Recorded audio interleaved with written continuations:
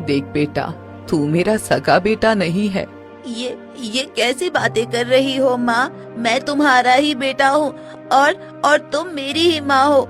हाँ बेटा, पाला तो मैंने ही है, पर तू मुझे उस जंगल में मिला था। एक दिन मैं लकड़ियाँ काटकर लौट रही थी, तभी मैंने तुझे उस रहस्यमयी पेड़ के नीचे रोते हुए देखा। मुझे तुझ पर दया आ गई और मैं तुझे घर ले आई। बड़ी अपनी आखिरी सांसें गिन रही होती है। अर्जुन अपनी माँ की हालत देखकर बदहवास हो जाता है और उनके पास जाकर बैठ जाता है। कांता की सांसें उखड़ रही हैं। माँ तुम ठीक हो ना? तुम्हें ये क्या हो गया? तुम सांस क्यों नहीं ले पा रही हो माँ? बेटा मुझे माफ कर दे। लगता नहीं कि मैं अब बच पाऊंगी। मेरा वक्त पूरा हो गया है। मैं तुझे इस दुनिया में अकेला छोड़कर जा रही हूँ। अपनी जिम्मेदारी भी पूरी नहीं कर पाई। नहीं माँ, ऐसा मत कहो। तुम मुझे छोड़कर नहीं जा सकती। तुम्हारे बिना मेरा इस दुनिया में कौन है? माँ, मुझे छोड़कर मत जाओ माँ। बेटा, मैं भी नहीं चाहती कि तुझे छोड़ूं, पर भगवान की मर्जी के आगे किसी की नहीं चलती। लेकिन मरने से पहले मैं तुझे एक सच बताना चाहती हूँ। कैसा सच माँ? देख बेटा, तू मेरा सगा बेटा नहीं है। ये कैसी बातें कर रही हो माँ? मैं तुम्हारा ही बेटा हूँ और तुम मेरी ही माँ हो। हाँ बेटा, पाला तो मैंने ही है, पर तू मुझे उस जंगल में मिला था।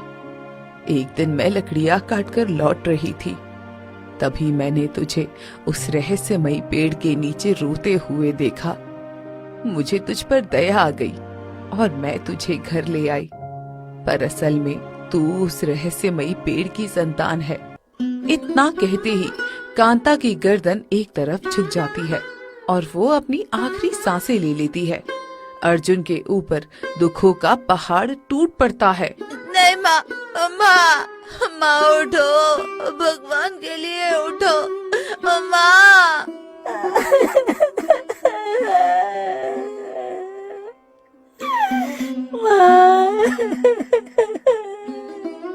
अर्जुन फूट फूट कर रोता है, पर कांता अब इस दुनिया में नहीं रही। वो भारी मन से अपनी माँ का अंतिम संस्कार करता है और घर लौट आता है। आधी रात को जब वो सोया होता है, तभी एक गूंजती हुई आवाज उसे सुनाई देती है। अर्जुन, आ जाओ, मैं कब से तुम्हारा इंतजार कर रही हूँ। अर्जुन, यहाँ आओ। अर्जुन की आंखें फौरन खुल जाती है। वो पसीने से तरबतर है। ये कैसी आवाज थी और ये मुझे क्यों बुला रही है? कहीं ये उस रहस्यमय पेड़ की आवाज तो नहीं? अब मुझे वहाँ जाना होगा। माँ ने मरते वक्त जो कहा था, मुझे उसका सच जानना ही होगा। क्या मैं सच में उस पेड़ का बेटा हूँ? अर्जुन पूरी रात इसी उलझन में बिता देता है।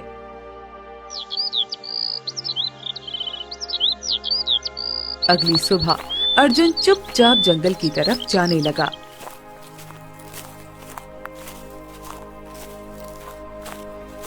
तभी गांव का एक आदमी हरी उसे रास्ते में रोक लेता है।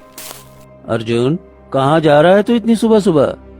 बस ऐसे ही थोड़ा जंगल की तरफ जा रहा हूँ। अरे अर्जुन, तो पागल हो गया है क्या? उस जंगल में जाने की हिम्मत बड़े बड़े लोग नहीं करते। क्यों? जंगल में ऐसा क्या है? तू अभी बच्चा है अर्जुन, तुझे नहीं पता। उस जंगल में कई सालों से अजीब घटनाएं होती रही हैं। कैसी घटनाएं? कहते हैं जो भी उस जंगल के अंदर गहराई तक गया, वो कभी वापस नहीं आया। क्या? सच में? हाँ, रात होते ही वहाँ अजीब आवाजें सुनाई देती है। पेड़ों के बीच किसी के रोने और चीखने की आवाज आती है।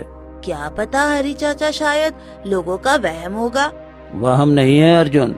पिछले साल मोहन भी उसी रहस्य को जानने गया था, लेकिन आज तक उसका कोई पता नहीं चला। और तू अभी छोटा है, इतनी छोटी उम्र में ऐसी जगह जाने की सोच भी मत। लेकिन अगर वहाँ कोई रहस्य छुपा है तो उसे जानना भी तो जरूरी है। बेटा, कुछ रहस्य ऐसे होते हैं जिन्हें जानना ही अच्छा नहीं होता। मेरी बात मान, वापस घर चला जा। जंगल में सिर्फ अंधेरा और खतरा है। माफ करना हरी चाचा, लेकिन मुझे उस रहस्य का पता लगाना ही होगा जिसका मुझे बहुत बेसब्री से इंतजार है। अर्जुन हरी की बात सुन तो लेता है, लेकिन उसके दिल में छुपा हुआ रहस्य जानने का जुनून और भी बढ़ जाता है। वो बिना किसी को बताए चुपचाप जंगल की ओर बढ़ जाता है।